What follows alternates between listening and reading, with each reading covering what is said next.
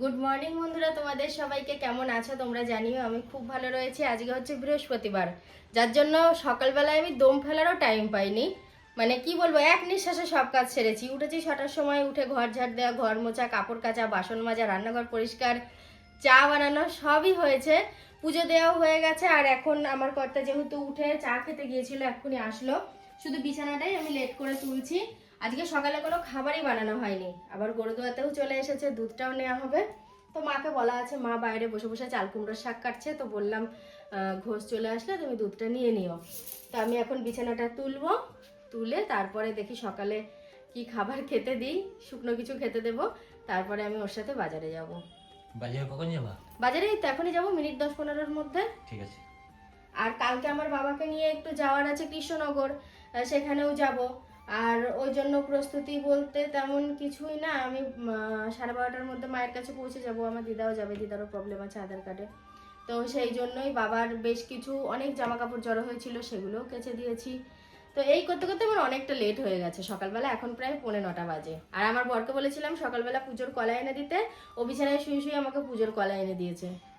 8 ঘন্টা শুধু আমাকে তুলিয়েছে, কলা নিয়ে আসো, কলা নিয়ে আসো। তাও আনোনি বলো, এই জন্য বলে না সত্যি। তারপর দেখলাম অসুবিধা সুবিধা বোঝার সময় তোমার ঘুমটাই বেশি হয়ে যায়। তারপর দেখলাম বাইরে কিন্তু হ্যাঁ, মা নিয়ে এসছে। প্রকাশদের বাড়ি আনতে গিয়েছিল, প্রকাশদের বাড়ি থেকে অনেকগুলো কলা একসাথে দিয়ে দিয়েছে।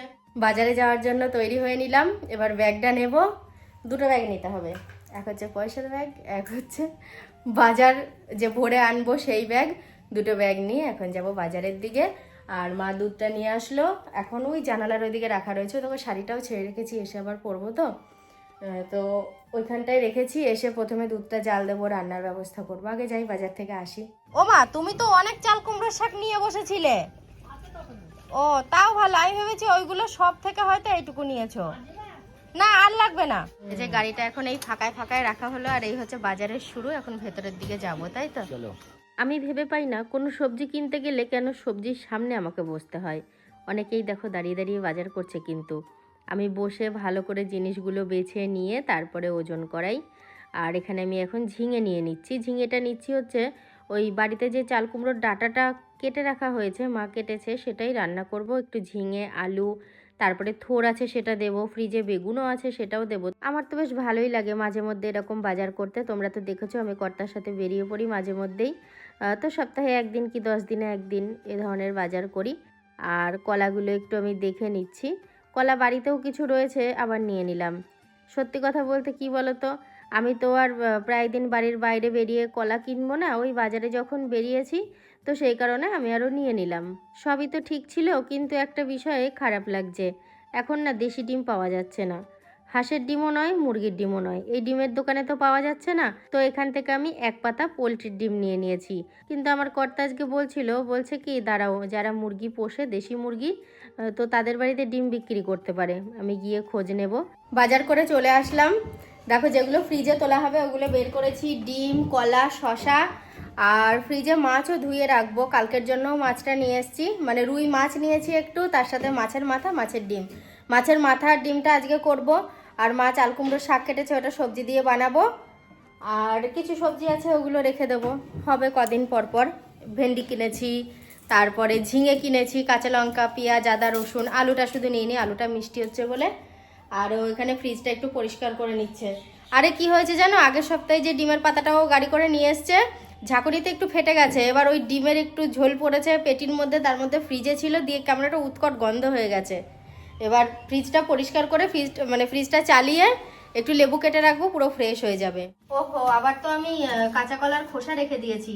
এটা আজকে বাটা করব বলে বাটা করব কাঁচা কলার খোসাটা। আর ওই চচ্চড়িটা ফেলে দিতে হবে, ওটা পরশু দিনকার। এসবে তো গন্ধ রয়েছে। এগুলোর তো গন্ধ বেরোচ্ছে না। তুমি ডিম ফাটিয়ে ফেলেছিলে না? ডিম ফাটিয়ে মিষ্টি রস। এই দেখো এখন রান্না বান্না প্রস্তুতি নিচ্ছে। হ্যাঁ, আমি না কাঁচা লঙ্কা চিরতে গেলেই আমার চোখটা অটোমেটিক আমি নিজেই বুঝে ফেলি ভয়ে। অনেক দিন আগে কাঁচা লঙ্কা বাটতে গিয়ে ওই কাঁচা লঙ্কার রস ছিটকে চোখে গিয়েছিল, খুব ভোগান্তি হয়েছিল। সেই থেকে লঙ্কা টঙ্কা যখনই চিরি, মানে বটিতে পড়লেই টুক করে আমার চোখটা বন্ধ হয়ে যায়। সিস্টেম। ওটা কি মাছের মাথা ভাজা হচ্ছে গো? তা মাছের মাথা ভাজা হচ্ছে। এই যে মাছটা ভাজলাম। আজকে এই মাছে ভাজতেই অনেক টাইম লাগবে। রান্না যে শেষ হয়েছে তা না, রান্না এখনো শেষ হয়নি। তো আমি ওই মাছের ডিম দিয়ে আলু দিয়ে যে তরকারিটা করেছি সেটা নামিয়েছি, মাছের মাথা হয়ে গেছে, এখন চাল কুমড়োর শাক বসিয়েছি আর একদিকে ভাতটা হচ্ছে। আর আমি দেখলাম আমার কর্তার জুতো যেহেতু বাইরে, ও নিশ্চয়ই ঘরে আছে, এই যে এখানে শুয়ে রয়েছে। ঠিক আছে, অবশ্যই ঝাড়তে হয় মাঝে মধ্যে, অবশ্যই দোষ আছে, এত গরম পড়েছে তাই ঝেড়েছি। তর্ক করলে, হ্যাঁ এত গরম পড়েছে এতগুলো তর্ক করলে। ও তো গরমটা বুঝতে পারছে না, ও গরম বুঝতে পারছে না, ও তো এসি চালিয়ে শুয়ে রয়েছে, এখন আমি এসিটা অফ করেছি তাই। ও তো ঠান্ডা ঘরে শুয়ে রয়েছে, ও এত গরমের মর্মটা কি করে বুঝবে গো? ও এখন বেরোচ্ছে না, তার কারণ হচ্ছে গরমের জন্য। হাসছে আবার, দেখো ও গরমের জন্য বেরোচ্ছে না। এখন বেলা বাজে পুরো 2টো আর আমাদের খাবার বেড়ে নিয়েছি, এই যে পুরো সাজিয়ে গুছিয়ে নিয়ে বসে পড়েছি। আমার কর্তার থালাটা দিয়েই দেখাই, ও যেহেতু এই যে তরকারিটা অল্প খায় ওই জন্য অল্প দিয়েছি, তাও জানি না পুরোটা খাবে কিনা। আর এখানে রয়েছে মাছের মাথা আর মাছের ডিমের বড়ার তরকারি, এই যে। আর এটা আমার এখন একটু কাঁচা লঙ্কা লাগবে, আমার কাঁচা লঙ্কা ছাড়া ফাঁকা ফাঁকা লাগে জানো তো। কালকে রাত্রে আমার খেতে গিয়ে কি প্রবলেম হয়েছে, কাঁচা লঙ্কাগুলো মানে কাঁচা লঙ্কাগুলোর গোড়া পচে গেছিলো আর খুব একটা ঝালও ছিল না। এই লঙ্কাগুলো আজকে আমি বাজার থেকে কিনে এনেছি, জানি না কেমন ঝাল হবে। আর তুমি কিনেছো তো ঝালই হবে। ঠক দিল, বুঝতে পেরেছো? আমি কিনেছি ঝাল হবে, তার মানে ঠক দিল এটা। ঠিক আছে, খাওয়া দাওয়া করে নি, আর ঠক দিয়ে লাভ নেই। ঠিক আছে, খেতে খেতে গন্ডগোল ভালো লাগে না। সত্যি তাই, খেতে খেতে গন্ডগোল ভালো লাগে না। খাওয়ার সময় খেতে হবে, হাসার সময় হাসতে হবে, গন্ডগোলের সময় গন্ডগোল করতে হবে। ঝগড়া তো হবেই, ঝগড়া না হলে কি আর সম্পর্ক মিষ্টি হয়? তাই চলো। হ্যাঁ, আমাকে আবার দিচ্ছে দেখো, ওর বড় একটা না দুটো। এ দেখো তরকারিটা গুটিয়ে তোলার পরে তোমাদেরকে শেয়ার করছি। তোমাদের তো একটু আগে আমি বললাম যে খেতে বসেছি, তো বিষয়টা হচ্ছে জলের বোতলটা রাখতে গিয়ে জলের বোতলটা এই তরকারির বাটির ওপর পড়ে গেছে, ওই ভেতরে ঢুকে গিয়েছিল জানো তো। সোফার তলায়। লাইন বা লাইন এবার তুললো। কি করব? দেখো কত লেবু নিয়েছে, পেঁয়াজ নিয়েছে, ওকে একটা লঙ্কাও দিয়েছি। কি গো, নাও তুমি এক কাজ করো, এই দিকটায় বসো, এখানটায় বসো, যার যে দিকটায় খেয়ে জুতে জানো তো, একদম নাহলে ভালো লাগে না। ভালো লাগে না। করো। খাওয়া দাওয়ার পর কাজকর্ম সারলাম, এমনকি নিজেও গায়ে জল ঢেলে স্নান করে আবার ঘরে আসলাম। তবে এখনো কাজ আছে, কিন্তু আমি একটা জিনিস ভেবে পাচ্ছি না, আমার এই ঠোঁটের এখানটায় কি হয়েছে জলগোটা কি জানি। যখন বাজারে গেলাম তার আগেও তো ছিল না, বাজার থেকে এসেই আমার লক্ষ্য পড়েছে আর কি। ব্যথা লাগছে না তেমন তো কিছু হয়নি, মাত্র এক পশলা বৃষ্টি হয়েছে, উঠোনটাই ভেজার মতো। তবে কি বলতো, এতে আরও গরম বেড়ে যাবে, মাটির ভাবটা যেই বেরোবে। আরও বেশ খানিকক্ষণ বৃষ্টি হলে ওয়েদারটা ঠান্ডা হয়ে যেত। আর আকাশে এখনও মেঘ রয়েছে। আর আমি এখন একটু হাতে আদা নিয়ে যাচ্ছি, রান্নাঘরে চা বসিয়েছি, আদা দিয়ে চা বানাবো। তো সন্ধে প্রায় হতে চলেছে, তো ভাবলাম চাটা করে নিই, তারপরে সন্ধেবাতি পরে জ্বালা হবে। গ্রেটারটাও হাতে করে নিয়ে আসলাম, আদাটা গ্রেট করে নেব। আর আদাটা একটু বালতির জলে ধুয়ে নিলাম, হয়ে গেল আমাদের আদা চা। তবে চাটা খেতে কিন্তু বেশ ভালোই হয়েছিল। চাটা খেয়ে সবাই মিলে একসাথে বসে গল্প করছি। সবাই বলতে আমি, প্রকাশ, আমার বাবা, তারপরে মা, এই কজন। আর এখানে দেখো আকাশে মেঘটা একটু একটু করে জমছে। এই মেঘে কি ঝড় হবে না বৃষ্টি হবে ঠিকঠাক বুঝে উঠতে পারা যাচ্ছে না। তবে ঝড় বৃষ্টি বাদ দিয়েও এই মেঘে আজকে যা ঘটেছে সাংঘাতিক ঘটনা। বৃষ্টিকে তবু পারা যায়, ঝড়কে পারা যায় না, তবুও একরকম। কিন্তু আজকে যে ঘটনা ঘটেছে মানে সাংঘাতিকেরও সাংঘাতিক ব্যাপার স্যাপার। এই যে আমাদের পোতাশবাবু লজ্জায় তো মুখটা ঢেকে দিয়েছে। আরে কালকে রাত্রে কি করেছে জানো, রাত্রির 11টা তখন বাজে, ও এখন স্নান করছিল। তাহলে বলবে রাত্রির 11টায় প্রকাশ কেন স্নান করছে? প্রকাশ একটু এই ধরনেরই। ও যদি বাড়ি থেকে কোথাও একটু বেরোয়, ও যত রাতই হোক আর দুপুরই হোক সকালই হোক যখনই হোক না কেন বাড়িতে গিয়ে স্নান করে তারপর ঘরে উঠবে। এমনকি আমাদের বাড়িতে আসে, আমাদেরকে এত ভালোবাসে, আমাদের বাড়িতে গিয়েও শীতের রাতে ও স্নান করে, নয়তো জামা কাপড় ছেড়ে ঘরে ওঠে। ও একটু মানে কি বলবো, এক একজনে এক এক ধরনের থাকে না, একটু অন্যরকম টাইপের, ও ঠিক সেরকম মানে স্নান করতে পছন্দ করে কোথাও গেলেই। দিয়ে ছাগলের সাথে বদমাইশি করছিল, ছাগলও চেঁচাচ্ছে ও চেঁচাচ্ছে, দিয়ে আমরা আবার জানলা খুলে দেখছিলাম যে প্রকাশের কি হলো। এই নিয়েই ওকে রাগাচ্ছিলাম। আর আমার কর্তা তো এখানে ঘরে চলে এসছে, ওকে আমি বকাবকি করছি যে তুমি এই ঝড় বৃষ্টিতে কোথায় ছিলে। বলছে দেখো আমি একটা চায়ের দোকানে ছিলাম, তো আমি পুরো ভিজে গিয়েছি। তো আমি বললাম ভিজে গিয়েছো তো বেশ হয়েছে, চায়ের দোকানে ছিলে ঝড় বৃষ্টির মধ্যে, আর যে হারে মেঘ ডাকছে, সাংঘাতিক মেঘ ডাকা ডেকেছে। আর এই যে এখন ওকে ছানাটা দেবো খেতে। ছানার একদম জল ঝরালে পছন্দ করে না, জানো, এরকম একটু একটু জল থাকবে, বলে কি ছানাটা নাকি ভিজে ভিজে থাকে, রসালো থাকে।